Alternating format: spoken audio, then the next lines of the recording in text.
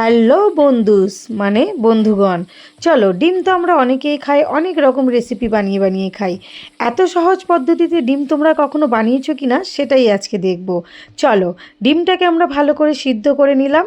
আর সিদ্ধ করার সময় কিন্তু নুন আর অল্প একটু তেল দিতে ভুলবে না। কেন ভুলবে না জানো?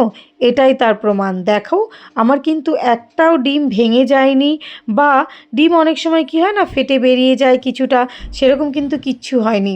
একটু যদি তেল দাও না, তাহলে ডিম সেদ্ধ হওয়ার পরে এইরকমই গোটা গোটা চকচকে থাকবে। ঠিক আছে? তো দেখো, আমি কড়াইতে তেল দিয়ে সেটা গরম করে নিলাম। নেওয়ার পর আমি ডিমগুলোকে হালকা লাল লাল করে ভেজে নেবো।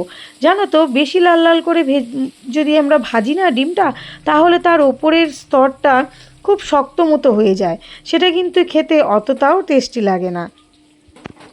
ঠিক সেই কারণেই আমি খুব একটা লাল লাল করে ভাজি না। তো দেখো, আমি ডিমগুলো খুবই সামান্য পরিমাণে ভেজে নিয়েছি।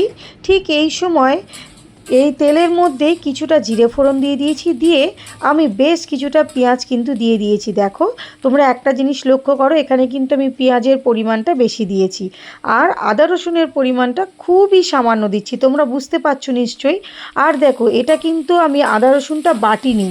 বাটার তুলনায় তোমরা যদি মিক্সিতে আমি বাটিনি, তার বদলে তোমরা যদি কোনো রকম ঘিসনিতে ঘিসে নাও না একটু, তাহলে টেস্টটা কিন্তু অনেকটাই ভালো হয়। আর যদি তোমরা সিলে বাটতে পারো তাহলে তো তার জবাব নেই। দেখো, তারপর আমি বেশ কিছুটা টমেটো ইউজ করলাম। তোমাদেরকে এটা আমি এতক্ষণ ধরে এটাই বোঝানোর চেষ্টা করছি যে আমি এই রান্নাটা সম্পূর্ণ পেঁয়াজ আর বেশি করে টমেটো দিয়েই কিন্তু বানাবো। দেখো, তারপর আমি দিয়ে দিলাম খুব সামান্য অল্প একটু পরিমাণে নুন। তোমরা তোমাদের টেস্ট অনুযায়ী দিতেই পারো নুন। তারপর আমি দিয়ে দিলাম অল্প একটু হলুদ গুঁড়ো। একটা জিনিস লক্ষ্য করবে বন্ধুরা, এরপর কিন্তু আমি আর কোনো রকমের মশলা এই রান্নাতে ইউজ করিনি।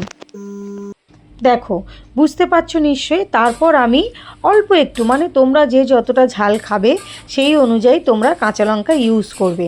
দেখো, তোমাদের একটা ছোট্ট টিপস দিচ্ছি বন্ধুরা, তোমরা যদি একটু বেশি ঝাল খেতে পছন্দ করো না, তাহলে যখন তোমরা পেঁয়াজটা ভাজছো ঠিক সেই মুহূর্তেই কিন্তু লঙ্কাটা দিয়ে দিতে পারো। এরপর সংসারের ওপরে যত রাগ, যত হাজব্যান্ডের ওপরে রাগ, সব ওই তুলে নাও খুন্তি দিয়ে টমেটোর ওপরে দিয়ে, তারপরে তোমরা টমেটোটাকে দুম দাম মেরে পুরোপুরি গলিয়ে দাও। মজা করলাম।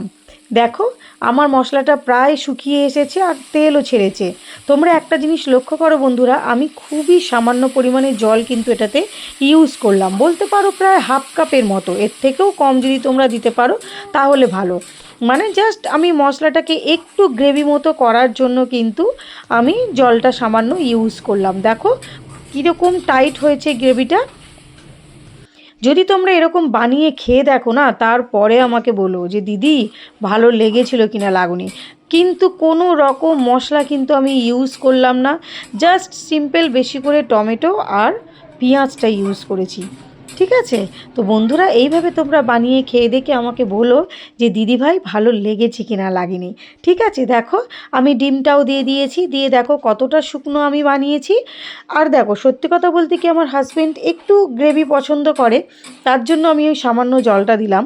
আর যদি শুধু আমি খেতাম না, তাহলে কিন্তু আমি জলটাও ইউজ করতাম না। দেখো, তারপরে তোমরা যে যতটা ধনেপাতা পছন্দ করো দিয়ে দেবে। আমি ধনেপাতার কাঁচা গন্ধটা খুব একটা পছন্দ করি না, তার জন্য ধনেপাতাটা একটু আগে দিলাম, তা নাহলে তোমরা নামিয়েও দিতে পারো। দেখো কত সুন্দর কালার হয়েছে।